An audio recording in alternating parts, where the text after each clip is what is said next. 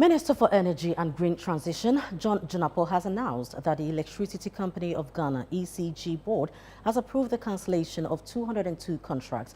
Speaking during the Government Accountability Series at the Jubilee House on Wednesday, the Energy Minister added that 145 more contracts are still under review and may also be terminated following scrutiny. Channel One News' Akusi Ochri reports.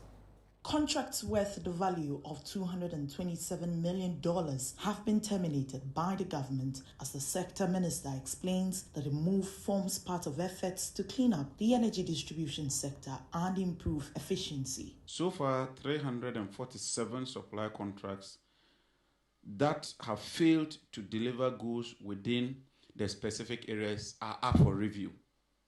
The goods in these containers were not part of the materials locked up at the ports. These are new containers coming up following procurements that were undertaken previously. They are yet to be delivered.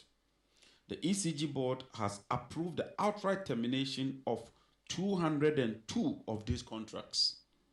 The total value of these contracts is estimated at 227 million United States dollars, 1.17 million pounds, 4.08 million euros.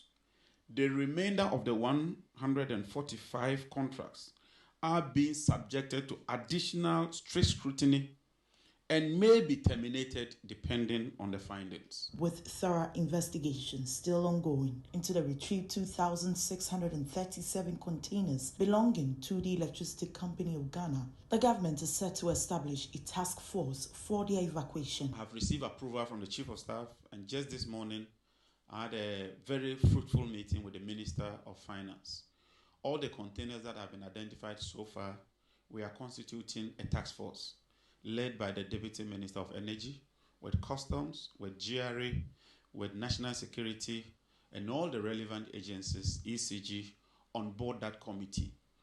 We intend to establish a custom-bonded warehouse where we evacuate all the containers to that custom-bonded warehouse, take all the stock and reconcile with all the figures to determine the exact amount of containers that have been retrieved. The minister expressed disappointment over what he described as Tema Oil Refinery's failure to publish audited accounts since 2019 under the previous leadership.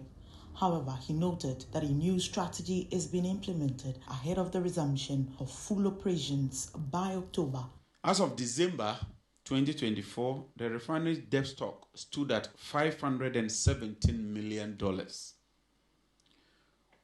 When the previous administration took over, the debt was $350, and so almost $200 million of fresh debt has been added to the debt stock of the Tema Oil Refinery. As if that is not enough, the refinery has not published its audited account since 2019.